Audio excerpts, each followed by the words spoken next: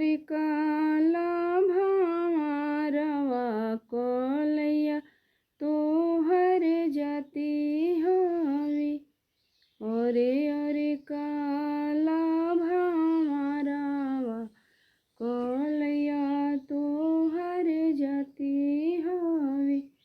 और भौरा नेवता हूँ और गाना परगना सासु के नैहर बाबा जना लोगे। अरे भौरा एक जनी नेवती हबी रन भैया जेना से मरुसाला।